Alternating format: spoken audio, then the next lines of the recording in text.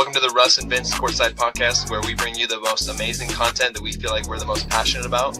I got my boy Vince right here. What's good, guys? Vince here. Like my boy Russ said, we're here very passionately talking about the things that we think about.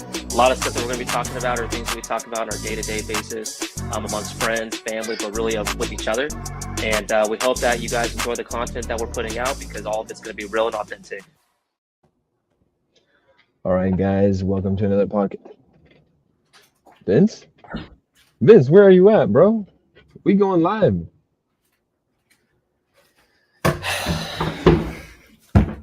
Yo, can you hear me? I can hear you loud and clear. I couldn't hear the Lakers, though. Hey, my bad. I'm sorry I came in like that. Unfortunately, I was trying to find a belt because the Wolves just whoop some tail right now. All I could find was this switch. So we're going old style.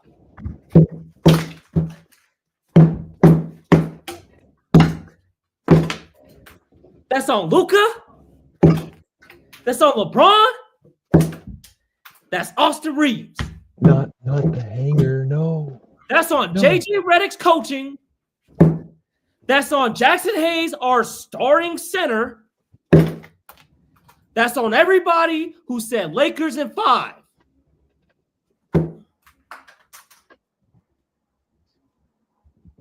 Sorry. It might have been me. Welcome in, guys, to another podcast of Russ and Vince Courtside Podcast here. Just want to welcome everyone here. And if you're not subscribed to this channel, subscribe down below. And this one's going to be a tough one, but we're going to go through it together. Vince, before I say anything, I'm going to show you this picture and you tell me if it scares you, okay?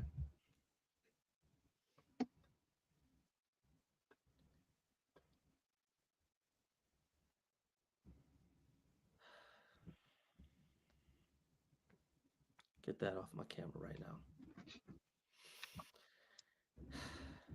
Get that off the camera right now. Oh my God, bro. I gotta say a couple things, man.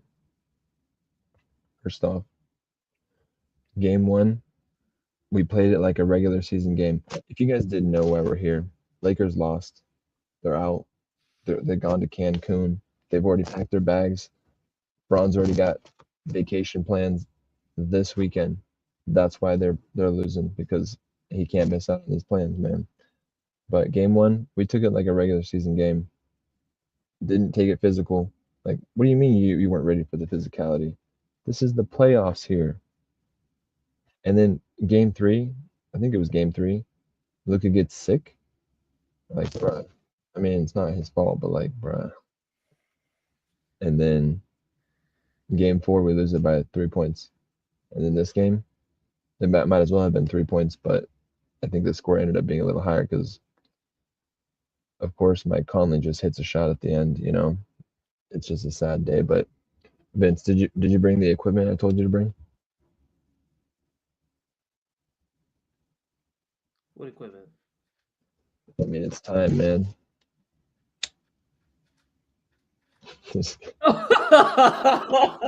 Boy, I was like, where are you going with that, bro? Oh my gosh, man.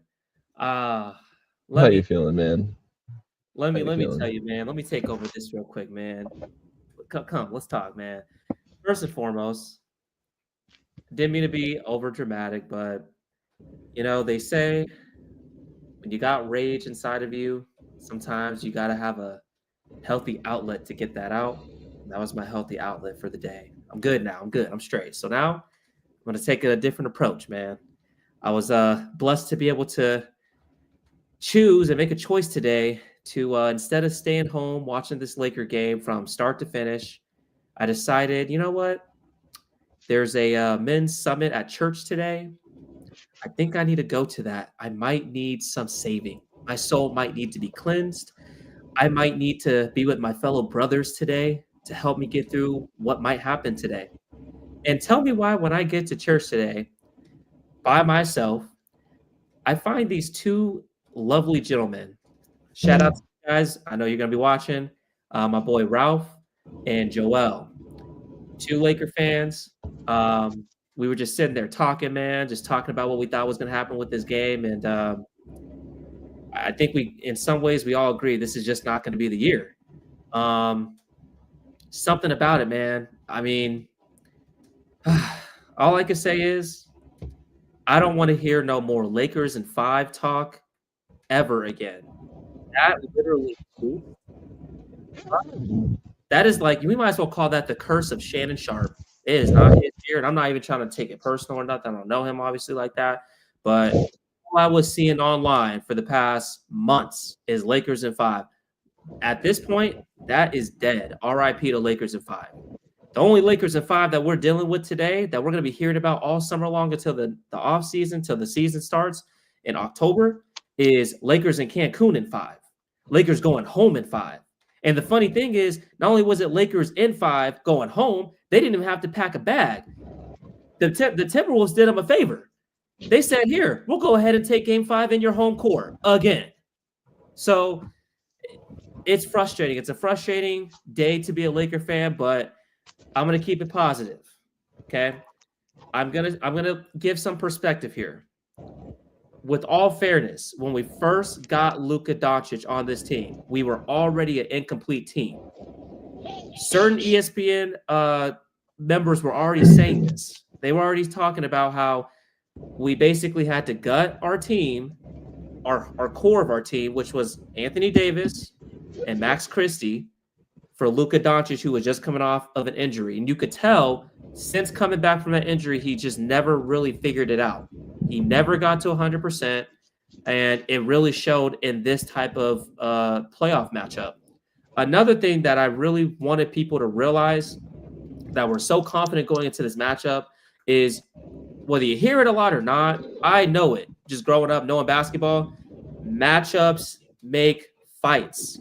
The Timberwolves being our first round matchup was the worst thing that could have happened.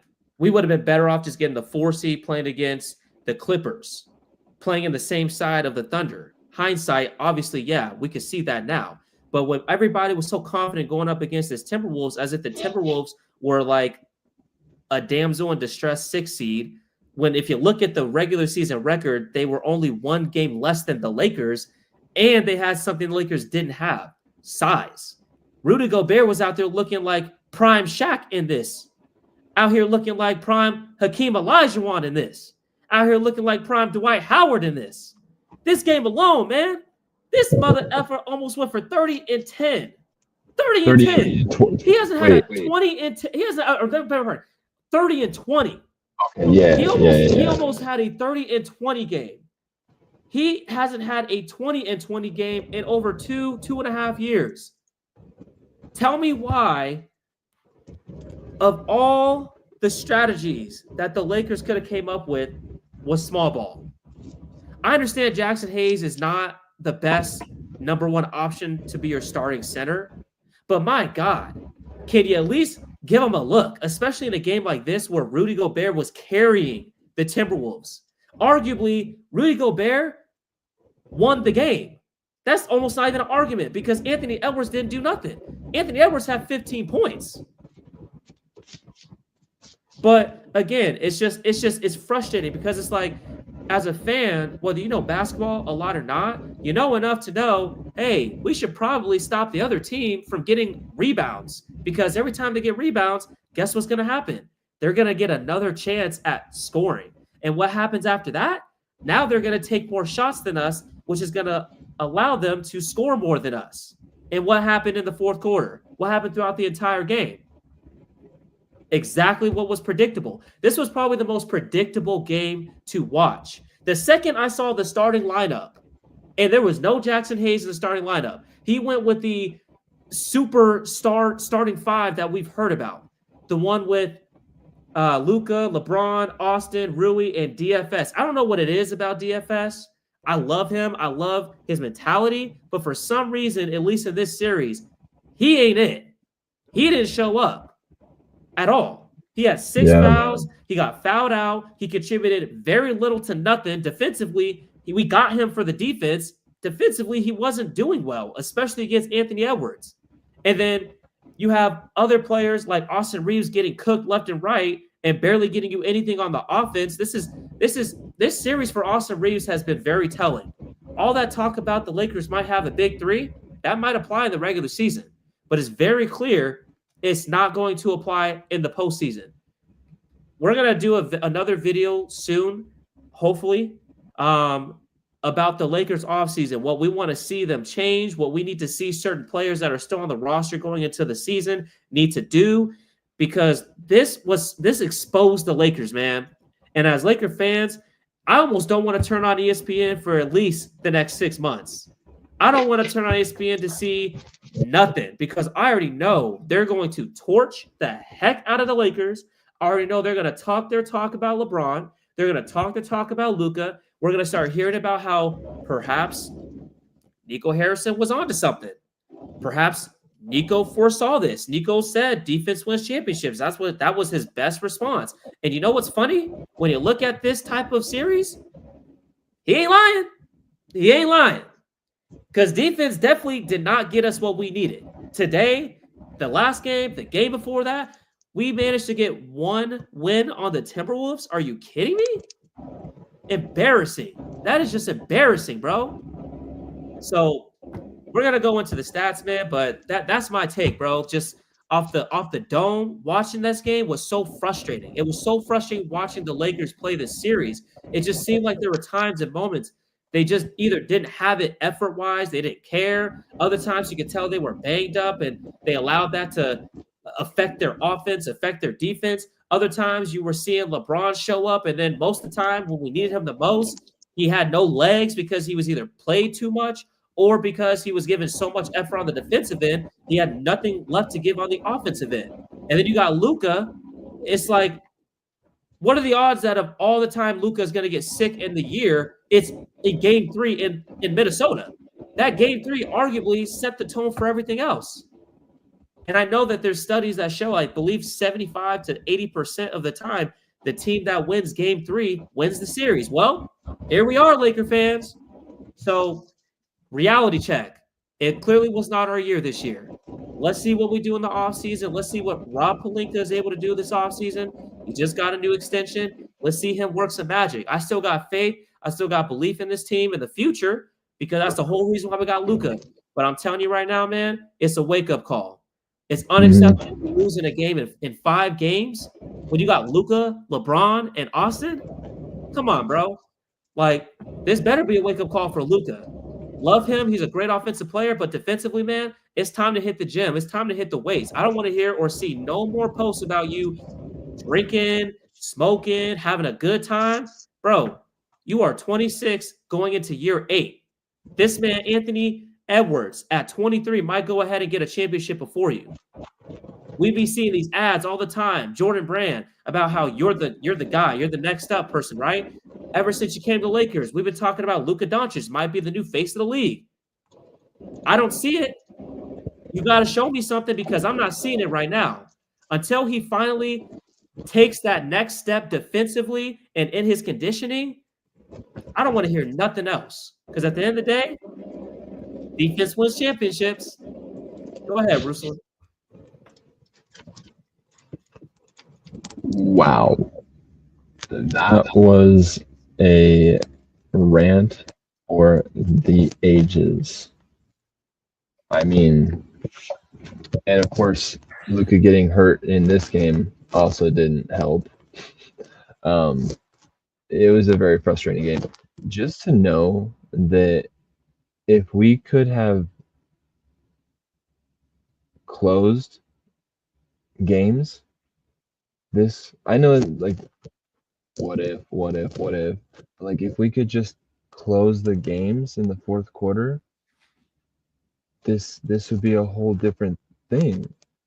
If we could just play our normal offense in the fourth quarter like we do the rest of the time, I'm not asking you to hit crazy shots, but Luka at the end missed literally a layup at the very end that, like, could have made us, I think, I want to say, go up by 1, if not 2. But either way, it was just like, It's just those subtle missed layups that just like get stuck in my head. And also, what's up with how does Rudy Gobert get so open? Where sometimes it was like it's just him. I'm like, dude, he's the biggest guy on the court. Someone's got to defend him, right? I just don't get it. And I mean, yeah, Nico Harrison, that whole thing, defense wins championships. I mean, we all kind of just hoped that it was gonna be okay this season, but we knew that we were in trouble. We were just kind of like the whole season we didn't really do that well. But that 2 month stretch when we got Luka was so good that we kind of looked past all the deficiencies. And so in the playoffs, I honestly don't think it would have been good for any of the playoff matchups. Like Clippers, like yeah, we are good, but like we were like beating all these teams in the regular season, having the season matchups and all that kind of stuff. But like realistically, it's like okay, like Zubats or whatever his name is, I feel like he'd be killing us even more. Dude, that guy's post game is insane. Rudy doesn't even have a post game, and he had 27 and like a 20 something 27 and 20 game. You know, it's like imagine a center like Jokic, like Zubats.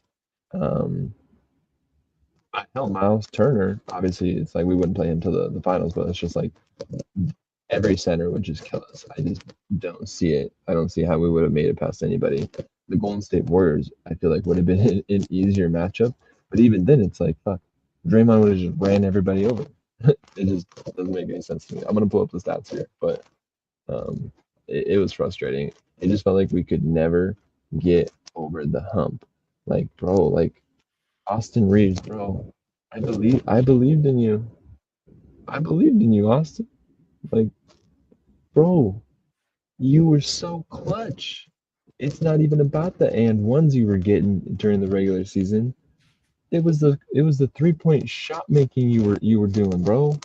No no 3 pointers from bro. He was bricking it. Hey, I'm gonna show this guy's comment. Ian David Lee. Welcome in, dude. Thanks for watching our live stream about the Lakers. I don't know how you feel. I don't know if you're a Lakers fan or a Wolves fan, but I appreciate your comment. No threes. Man's right. We couldn't hit a three to save our life. Ian David Lee, I can't tell you how much we appreciate your comment. Feedback, just engagement in this. Let's go over the stats. All right. Oh, you're a Lakers fan? Yeah. You going through it, bro? You going through it? Because I'm the kind of person where if we win the game, I could literally watch and stay up all night and the next day watching like First Take and all this Lakers Nation. But like I don't even want to turn on the TV. I don't want to turn on my phone. I don't want to go on any social media because I know I'll be seeing it everywhere. But I'm telling you, if we can just get a center, no, I don't care, man. Trade Reeves. And honestly, after this game, keep Rui. At least he can show up. He been showing up at least like more than anybody else. It feels like he was making them threes. But yeah, I don't know. Get rid of Vanderbilt, bro. Bro can't shoot. How many players on this team are we gonna have that can't shoot the ball? It just doesn't make any sense. Yeah, you ready for next season too? Lakers need better team. Yeah, you know who we need? We need Anthony Davis. Yeah. You know what's funny though is like how many games during this series was Luka either sick or defensively or just like got hurt this one? I thought we got away from like the whole getting hurt. Like we traded someone who's injury prone for now, who's someone who hasn't really shown us too much of being non-injury prone. It just kind of feels eerily similar. But I'm hoping that if we get some centers, that it's a game changer. I'm thinking it really does. We got to get a lob threat, something, bro. Yeah. And shout out to my boy Lee. Nice to see you in the chat, bro. Like I said, man, we going through it, man. Since you're tuning in now, man, let's just kind of get into what we're seeing here, bro. I mean, stats don't lie, numbers don't lie. It don't matter how we feel. Emotions in this case don't mean a darn thing, bro. All that matters is the results, and the results are the Lakers clearly just didn't have it this season. There was so many people talking so highly about the Lakers, and I honestly feel like they set us up. I ain't gonna lie. I feel like they set us up for this epic crash because like if you notice the media, they love to talk bad about the Lakers for majority of the year, and then right when something good is happening, what do they tend to do? They start to build up that confidence, start to build up that hope. Ooh, you know what? LeBron, Luka, ooh, you know what? They might go somewhere. They might go far. They might actually do something this year. Just so that when it doesn't happen, I guarantee you tune into ESPN tomorrow, you already know what it is. They're going to talk about how LeBron is not clutch, how LeBron had 5 points in the fourth quarter.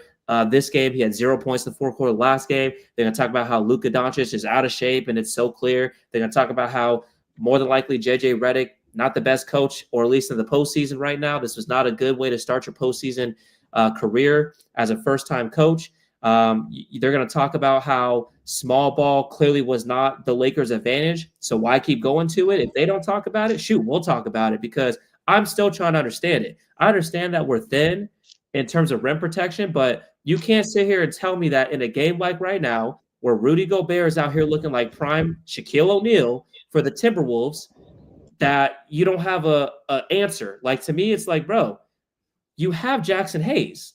I understand that Jackson Hayes has made plenty of bonehead decisions and terrible, defensive laps, fouling all the time, flopping all the time, getting into it with the refs. But at some point, you got to at least give him a look. And then the mystery heard all around Los Angeles. What the heck happened to Dalton Connect? I understand that we basically traded him and then rescinded the trade and he came back. And then when he came back, he was kind of But then at some point, he got his stuff back. What's wrong with throwing your rookie in? I mean, the worst thing that's going to happen is he gets good playoff experience. Now he's going to go into the next season with no playoff experience. How's that going to help his development? Unless you just don't care about him and you're planning on trading him in the offseason anyways to get another big. But to me, it's just like, it just doesn't make sense.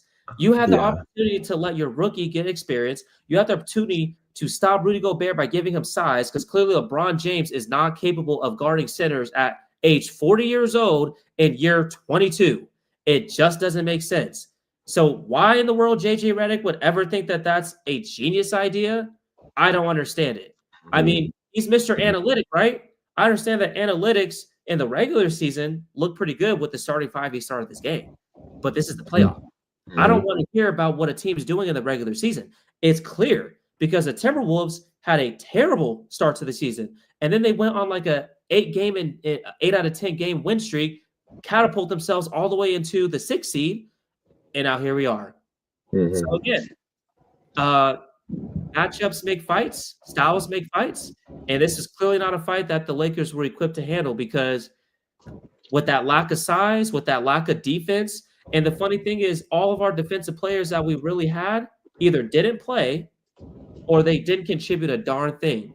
Vanderbilt, like I said, man, Vanderbilt, you better be working on everything but your defense next season, because I'm sick and tired of this, bro. It's like some seasons we have the luxury of thinking and wondering, man, if only Vanderbilt was on this team. If only Vanderbilt was on this team and he was playing and not injured and we had AD, man, our defense would be so great.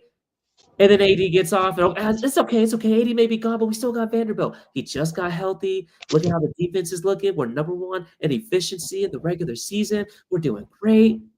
And then the postseason happens. And now where are you at? You're either unplayable because you're to the point where if it's not defense that you're doing, you can't guard anybody. What are we getting out of you on offense? Just this game alone, you had 2 of the most idiotic offensive turnovers that I've honestly ever seen a professional basketball player wear the Lakers uniform in quite a while did. And I've been a Laker fan since I was 5. I was here since the days after Kobe Bryant had retired in 2016. That was like the year after I graduated. And then we went through a very dark period of starting players we don't even know the names of today. I've seen a lot of bad basketball players, bro, for the Lakers and others. You offensively, you better be hitting the lab. You need to be texting or phone calling Phil Handy this all summer long, working on that lefty J. Maybe you need to turn into Tristan Thompson and go from left to right hand, because all I know is whatever you're doing, it ain't working. I don't even care if I'm losing my voice right now. At this point, bro, we might as well get this rant on, because all we're going to be dealing with all offseason is watching all these other teams go further than the Lakers because the Lakers can't do nothing, can't make in-game adjustments. Our coach, yes, he had a great regular season. Postseason, not so good. And LeBron, are we sure he's coming back next season? If he is, are we sure he's going to be the LeBron we know? Because he very clearly showed he's not the same when you got to put a lot of responsibility on him. The whole reason why we got Luka Doncic was to take some of the responsibility away from LeBron and the offensive end. What did Luka do? Luka, I mean, it's so confusing because it's like Luka will put up these stats, but they're like empty calorie stats with no effect. They don't like galvanize the troops. They're not like impactful buckets. Like he scored 28 points and had 9 assists this game, and I couldn't tell. Because he's given up like 40 or 50 points on the other end with all these blow-bys and all the complaining to the refs. Like, it's just like, bro, the maturity level of some of these players, they gotta get this stuff together. Otherwise, man, I don't even want to say the Lakers are going anywhere next season until they address these mental lapses and they address these fixable things that you can fix in the offseason. I don't know, man. And the league's better every year. This class coming in right now in the draft, they're good. And a lot of these bottom teams right now, I guarantee you they won't be in the bottom next season. Like the Spurs. You think the Spurs are going to be where they're at right now? No. So, like I said, man, I want to see what Rob's going to do in the offseason because I knew this was not going to be our year. I just didn't think it was going to end in round 1. That's pathetic. It's embarrassing. And it's almost to the point where it's like almost as Laker fans, you're almost like, do I even want to walk around the streets today or tomorrow or the week or the month or this year wearing Lakers gear, knowing darn well people might mock me saying, Lakers in 5, Lakers in 5, Lakers in 5. Guess what? Lakers going home in 5. That's what they're going to be saying to us. So go ahead. Rant. Go ahead, man. Hey, man. Shoot, I could listen to you all day, bro. Oh, man, I just want to highlight this comment really quick. And David Lee said, I'd like to see Luka and LeBron fresh next season. Don't we all? Honestly, yeah, I would like to see him fresh. Luka went to the finals last year, but it's no excuse to be like this. And it's just like, bro, when you go to LA, it really do just like magnify everything that you're either good at or not good at. And it's just like, first off, where was Luka's like blackout moments? I don't feel like I saw one Luka blackout moment this whole series. Like, bro, you be having the moments even in the playoffs last year, and it's just like this year it's got to be the team around him. He just doesn't. He can't trust them. I mean, like who can he pass? The fact that he had 1 rebound during one of those games just goes to show you that it's just like, I mean, even he don't trust him. I mean, because he was passing, but they weren't making them. So it's like, what do you expect? It's just wild, though. I mean, you know what? LeBron, Luka, have your rest because they doing one of them iconic LeBron trade-offs this season in the offseason where they're just going to be like, all right, you, pack your bags, you're out. All right, I'm going to go into the stats here. So, I mean, realistically, let's look at the points here. Hey, real quick before we go into the numbers, you knew it was bad for the Lakers when they decided to put Maxi Kleber in. Oh my god! After not playing for how long? Like 4, 5, 6 months. You knew we were in trouble when they put Maxi Kleber in. I was like low key, kind of like, you know what? Let's see what happens. I mean, we've seen him play good games. Like he had a great game against us. I think last year or the year before, he had a game-winning 3. He had a buzzer. Yeah, exactly. Oh god. And you know what's worse? In 5 minutes, he managed to at least score. You want to know what Gabe Vincent, our top bench player, managed to put up on the stat sheet today in 26 minutes off the bench? Well, I can see it. It's 0. It's a goose egg. 0 points. 0 points, 5 rebounds, 2 assists, and a whole lot of calories burned today. That's what that, cardio Gabe has made an appearance once again, my friend. He didn't do nothing but just get a good exercise in, and that was it. And you know what's funny? Towards the end of the game, when I can't remember who swinged it to him, but somebody passed him the ball with like 47 seconds in the fourth quarter left, and I instantly knew as soon as he caught it and he was right towards that 3-point line, he was going to try to shoot it. And I instantly knew it was not going to go in because that's the most Gabe Vincent thing that we've experienced since he's been a Laker. Like, it's so weird. Since he's been a Laker, he's not been anywhere close to Miami Heat Gabe.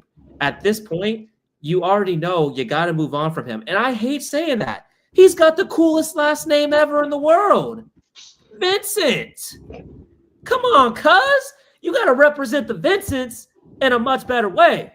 Because at this point, you making a brother like me feel like I could just go out there, put on a Lakers uniform, and at least get 2 points. Like, come on, bruh. Your name is Gabe Vincent.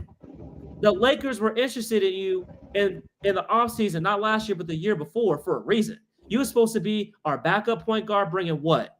Good defensive presence, as well as a good offensive punch. We got neither of that.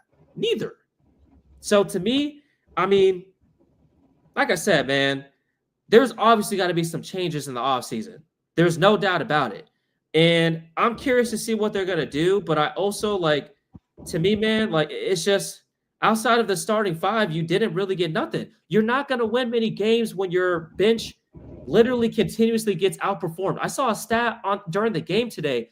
The bench was averaging somewhere between like 11 to 13 points a game compared to the Timberwolves, who were averaging 29 to 30 points. Not to mention you got Anthony Edwards, who, I mean, we've never really seen it to this extent, but he's become a better playmaker, arguably, than even Luka. Straight up. I mean, if you look at an overall game, even though he didn't score that well, he still managed to get 11 rebounds, and he still got 8 assists. And defensively, he was still having some pressure on certain players at certain moments that he really needed to get some stops. But to me, again, like, and it's just like the 3-point percentage. I don't know if you can pull up the stats real quick. The 3-point percentage will tell the whole story. This has got to be the most Laker type of stat that we could show up here. What was the 3-point percentage for the Lakers this game? How many attempts and how many makes?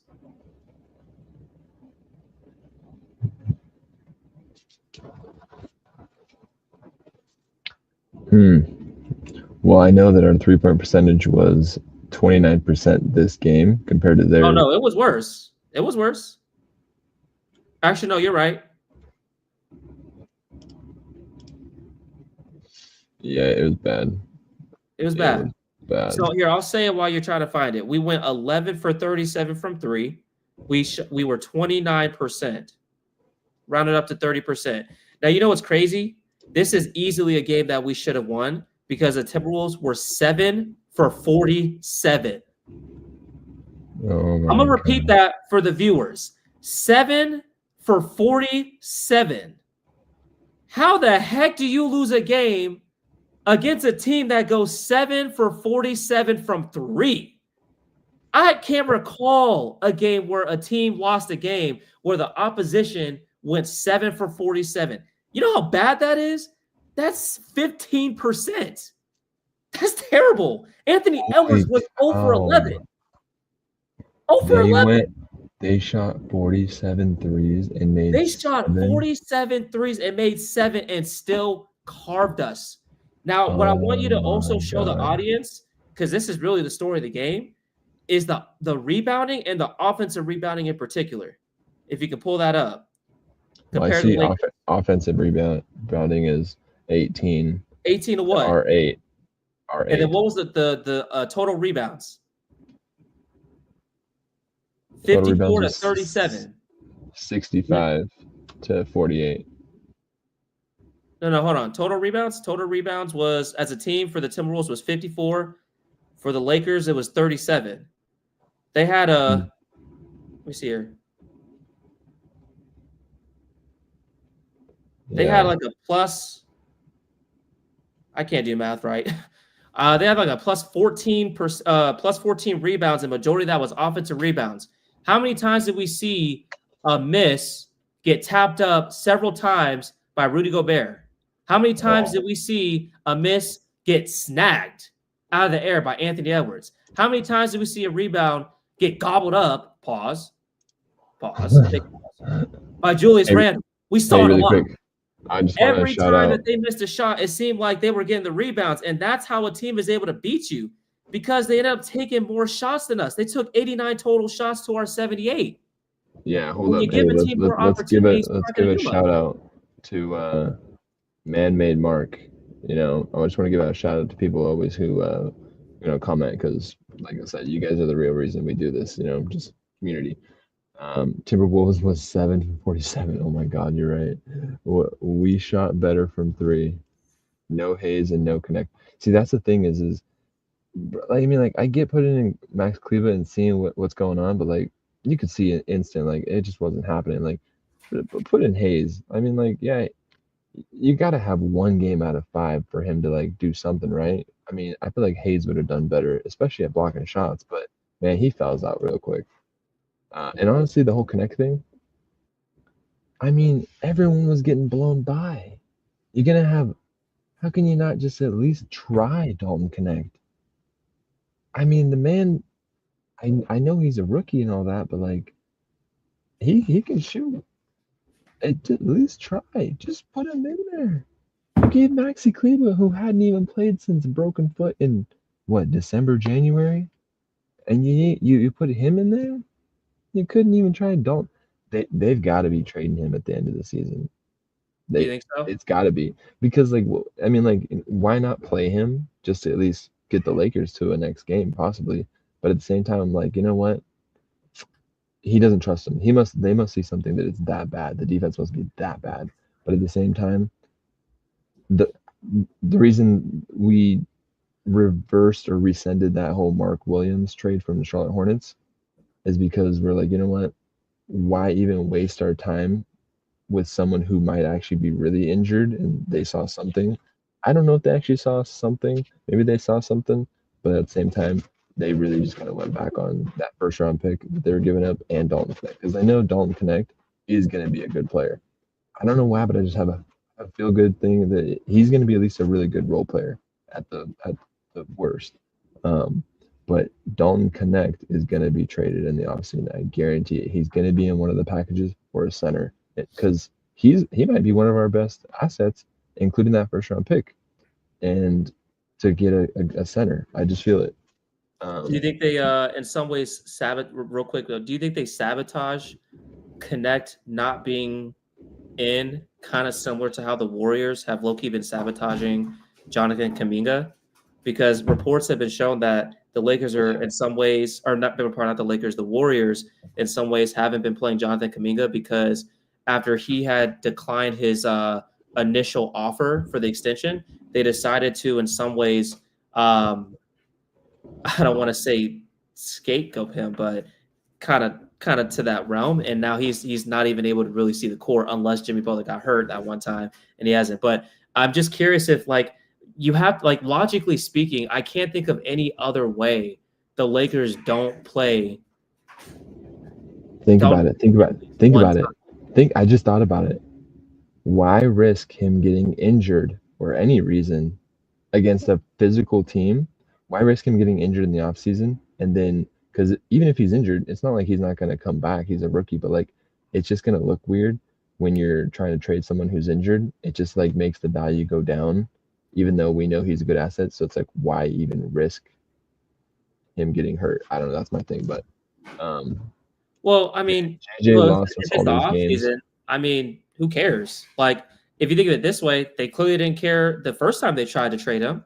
Shoot, they traded him with no remorse, and then rescinded it and brought his butt back. And injury wasn't the problem, though. He wasn't the problem, but at the same time, they clearly injury. Huh? Because the thing is my thing is he's not injured, so they traded him away because they wanted a center so they could win now. But then they went back on it because they're like, well, we don't want to give up a good asset in Dalton Connect and a first round pick. But now it's like, well, I'm not saying this is the reason, but like I said, if you were to get hurt now, yeah, it's in the offseason, but like, you just don't want to risk any possible situation of maybe some. Oh man, I've seen Gordon Hayward on the Celtics get injured the first game of the season back in like 2018 against the Cavs. I remember that day like it was yesterday, man. You just never know. But yeah, I see your point too. JJ lost us all these games not playing the right people. I mean, I I don't know if it would have even mattered, but at least see, why not? Why not? What was Gabe doing for you? What was Gabe doing for you? Cam Reddish was our defensive stopper. Cam Reddish was our defensive stopper versus KD versus Tatum last year, and in game turning, and he don't even sniff the court. Well, Cam Reddish got dropped, I thought. He did. So the point that he's making is we cut arguably our best wing defender, who had potential offensively, but we just gave up on him. And that's a mystery that I still to this day am kind of like, I don't get it. He had so much potential from the time he got drafted to New York, or been part to Atlanta, and then he had a couple of opportunities in Portland, and then another opportunity in New York, and then the opportunity with Lakers. And you would think like, okay, especially with the Lakers, if we had a good developmental program as an organization, we would be able to find a way to get Cam Reddish developed in a way where he's a reliable two-way guard. I mean, his comp coming into the league was a Paul George-esque. I remember that like it was yesterday. I used to think, man, I wish the Lakers could pick up Cam Reddish during that draft. And now fast forward to now, it's almost like they just didn't truly give him the opportunities to develop or to grow into the potential player that we really needed. This is a game we really could have used Cam Reddish. So it almost makes you wonder some of these decisions that Rob Pelinka made. At the time, you didn't really think much of it because already some of these players that we let go weren't contributing to the team. But looking back now to this, matchup against the Timberwolves, easily Cam Reddish would have been a great pickup. He could have easily put a lot more pressure on Anthony Edwards. He could have easily helped out, with at least somebody like Julius Randle. Julius Randle was out there bullying these boys all day long. For those who are just now watching, please come back and watch this video to the very beginning and see how I walked in, because I'm going to tell you right now, it's worth it. Julius Randle was given BTA. If you don't know what that means, go look it up. BTA all day long, all series long. He was whooping that tail, and they couldn't do a darn thing about it. Every time he got a matchup against Austin Reeves, what was he doing? Give me that ball. Every time he had Gabe Vincent on him, give me that ball. Even with LeBron, you would see he didn't care. He didn't care if he was Braun, Luka, Austin. He was attacking with purpose, and he arguably was the X factor for this series. Julius Randle, in my opinion, was the X factor because you're going to get certain things from Anthony Edwards. He's that good, but nobody truly knew what you were going to get out of Julius Randle because of the inconsistency that he's always had in the playoffs. Hold on a second. Got rid of him. Julius Randle is literally like historically the worst playoff performer in terms of like what he should be at versus what he plays at. Historically, look up the Knicks. What did the Knicks do with Julius Randle as a one? Some players, they can't be the one, but when they're the three and expected of that, dude, Julius Randle resurgence, man. He pissed me off, man. He's just somebody like he just has that face that you just want to punch every time you see him on TV. Like, bro, okay, we get it. Belt to ass. All right, man. Give us a break. Dude was doing turnaround, fadeaway shots. I had a friend with me that was watching the game, a female friend that was watching the game with me the other day, and she told me, how old is that guy? Talking about Julius Randle. And I was like, I don't know. I think he's like in his early 30s. And she was like, are you sure? He looks like he's like in his 40s or 50s. He has that like facial appearance. And I'm not even trying to mock the bro, but straight up, he got to do something with his facial hair, his head or something. He got to do something because homeboy be looking like he a homeless man and he be playing like he a homeless man trying to get a contract. I respect it. Like he got that type of game where low-key, his game matches his appearance. Like he looked like he a dog. He actually plays like a dog. He looked like he be like really with it, He be playing like he really with it, and I give him respect. But at the end of the day, man, like I said, this was a series the Lakers still had opportunities to win, but you could tell in different variations of the series, you could see where the lack of coaching experience really shot us in the butt. It really kicked us having JJB first-time, rookie head coach in this playoff series. And I give mad respect to the Timberwolves coach. I mean, they don't. New subscriber, Jason Washington. Welcome to the channel, brother. Salute, brother. Salute. We're going to be talking a lot of Lakers. We're also going to be talking a lot of NBA in general. Obviously, now that the Lakers are done, unfortunately. We are going to still be talking about some other teams. Obviously, the playoffs are crazy. The Rockets just got through beating the Warriors. Thank goodness. Unless you're Warriors fans. Ugh. But it's okay. You guys got Game 6 back in Golden State. I'm sure you guys will win that. But yeah, man, I mean, like I said, this was definitely a series that was not made for JJ. Like, this was not a matchup. As soon as we got rid of AD, you could kind of tell, like, he did his best, and he did manage to get this team to 50 wins. Fantastic. But at the same time, I mean, I don't know. And I'm going to go ahead and read this comment because this is very, very similar to what I said earlier. I wish Shannon was coming back to ESPN to eat crow and then leave. I'm the first person here to say you might as well just call this the Shannon Sharp curse. It's a down year for that boy, Shannon Sharp. And again, I ain't trying to get personal with him because I don't know him like that. I love Shannon Sharp. I watch him just like a lot of you guys. But all that Lakers in 5 talk, man, if you're a Lakers fan, you might want to, if you're wearing your Lakers stuff, you might want to put a hoodie over or something because as soon as you get in the streets, if you're dealing with somebody else, they might tell you, hey, Lakers in 5, Lakers Cancun 5, Lakers went home in 5, gentlemen sweep. Like, it's just, get ready for it. You got to have thick skin because a part of being a Laker fan, you understand what that comes with. You understand that the highs are the highs, the lows are the lows. And all we can do is we got to rely on our Laker family. And we just, we need that support, man. So I'm still going through my emotions. I ain't gonna lie. You know what? I'm gonna tell you a funny story. You know it's bad when I just came from church and I just got home during like the beginning of the third quarter. And this might be TMI, you guys, but I'm gonna just say it. I had to use the bathroom so bad. And I ain't talking number one. I'm gonna just keep it like that. I had to use the bathroom, but I was like, ain't no way I'm about to miss this game. So I was holding it in, watching the game. And then next thing you know, fourth quarter comes. I'm hearing Reggie Miller talking about, oh, yeah, so fourth quarter, the Lakers have only scored 8 points. Now, the Timberwolves only scored 12, but the Lakers only scored 8 points. And then you get to the final, minute of the game, and you see Gabe Vincent. And like I said, man, what an amazing last name. Vincent. Gabe Vincent.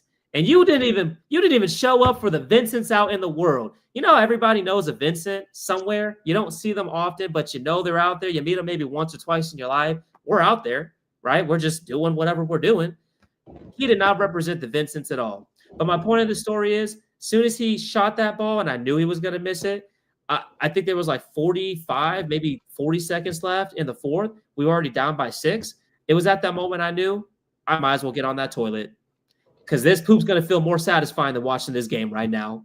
I'm just going to be honest with you. And to me, it's just kind of like, bro, I don't know.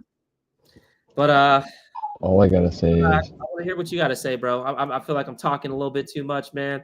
Go ahead and what you feel, bro. No, bro, you're good. Rudy, having one of the worst games he's had in this series.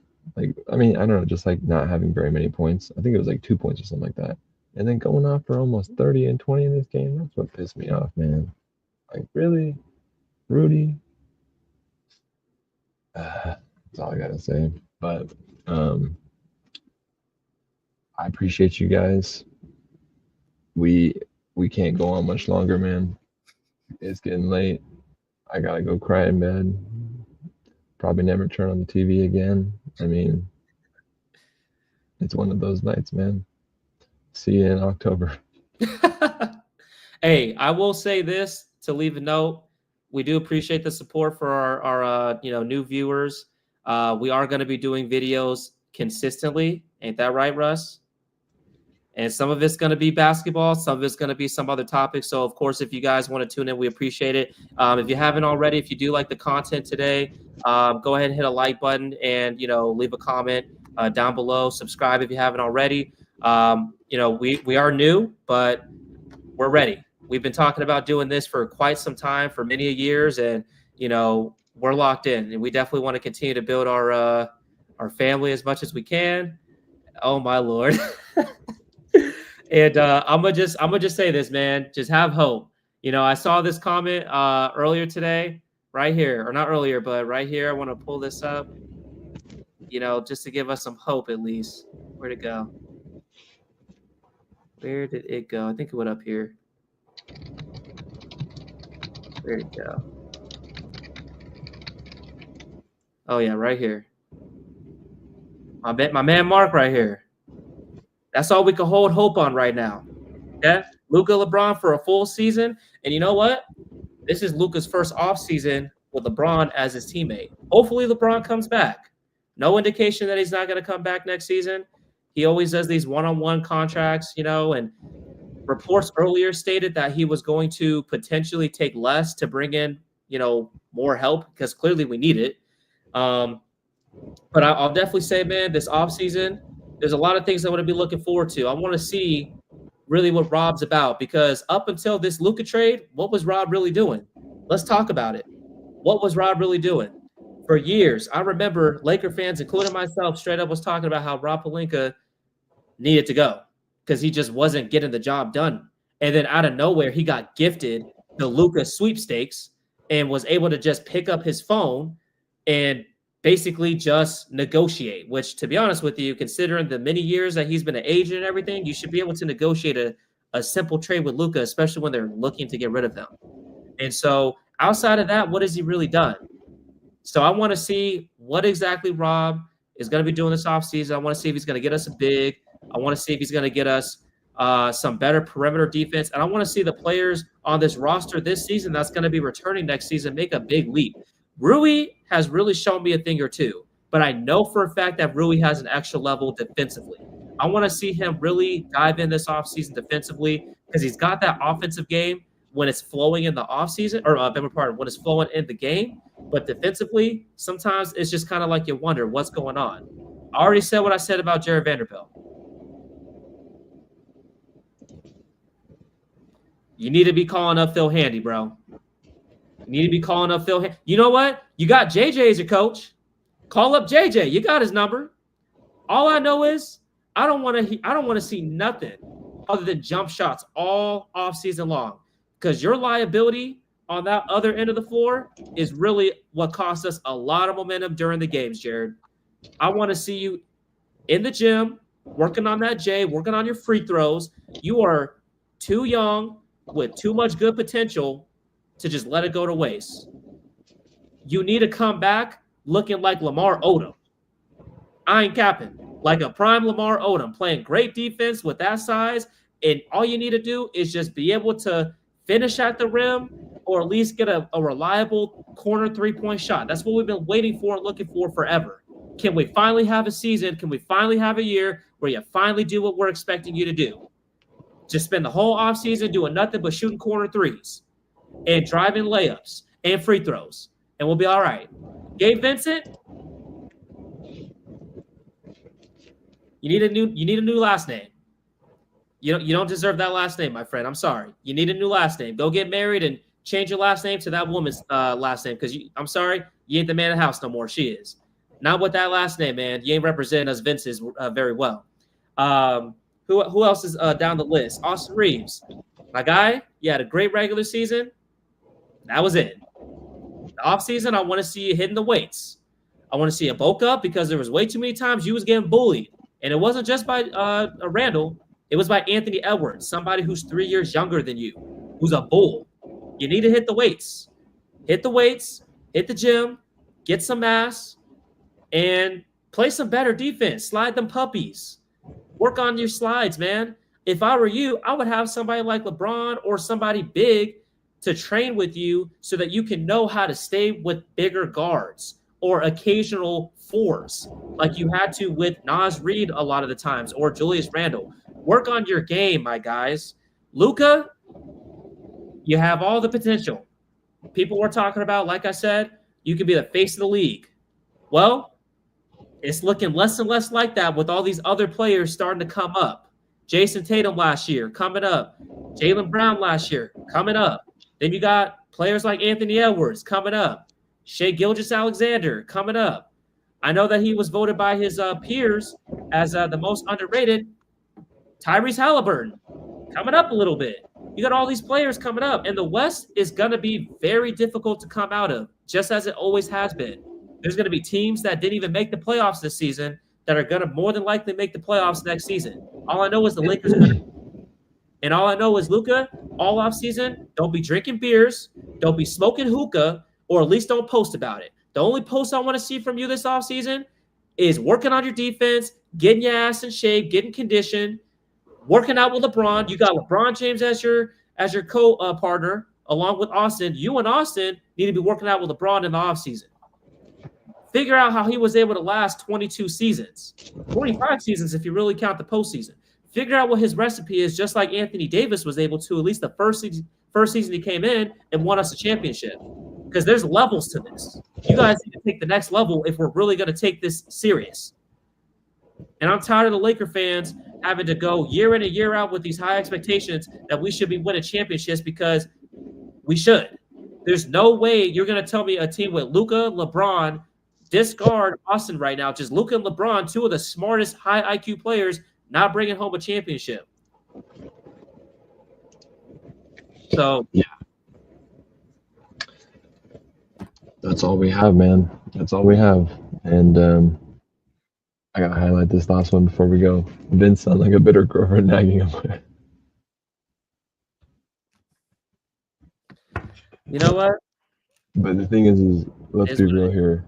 Most of the time, man, she's right most of the time. But all right, guys, like and subscribe, all of us. All I gotta say is I know Warriors are gonna move on to the next round, and I've never in my one time ever wanted the Warriors to win anything, but I want them to crush the Wolves. I want them to belt to ass the Wolves.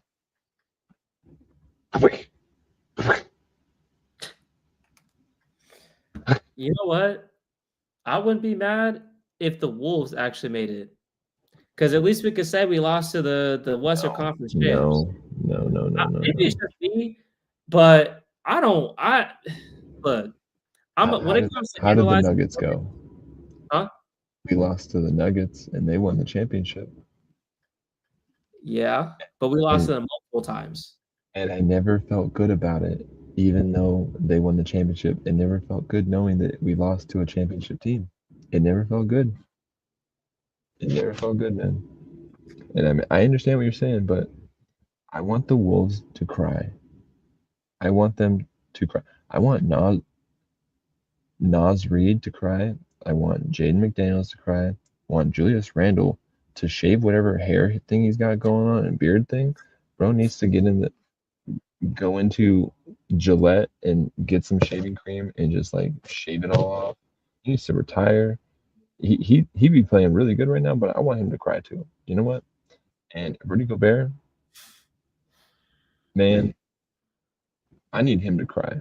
I need the whole team to cry. I want Anthony Edwards to score 0 points in a game and then lose by 40 and get a sweep. Actually, you know what? I want them to lose so bad. I want them to lose in 3. In 3. It's not impossible. But damn, that's some next level hatred you got for the Wolves, man. Just like that. They aren't even better than us. That's what I believe in.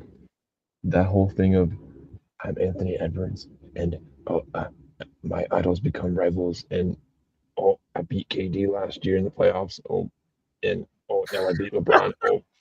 Next year it's gonna be Jokic, and well, he already did that last year, but bro, look at this comment.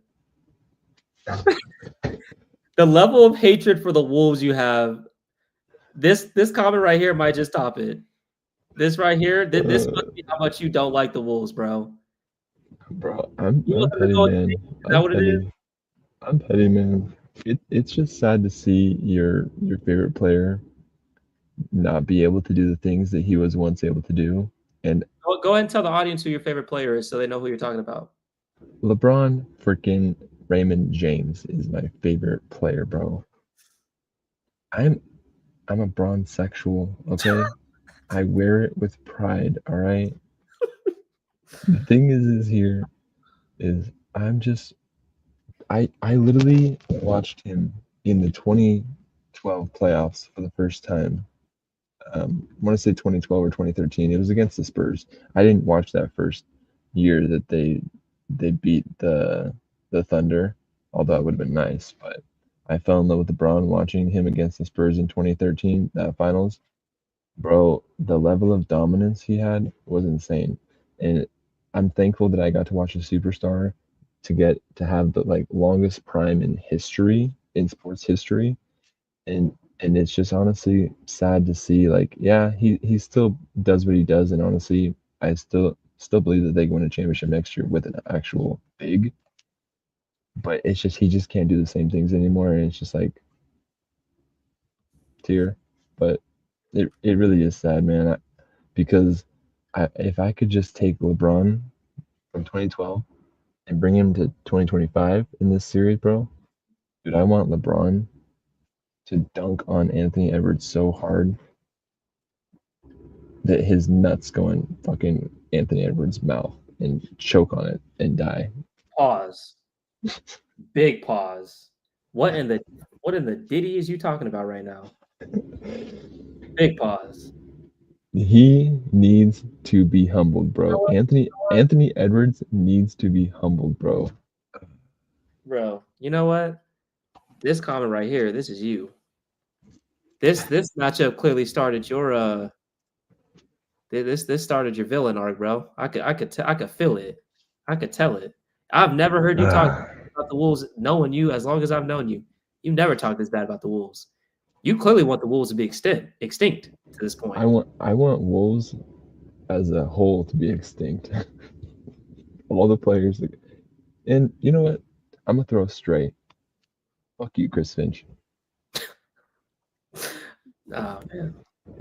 Yeah, it's not the best day to be a Laker fan, but it's okay. They say it's just a game. It's just a game. We got all season to think about after all that, man. I'll give my props. You did it. You did it, Wolves. I'm super salty about it. Super salty, but you know what? You beat us. That's all I gotta say. All right, I'm out. Deuces.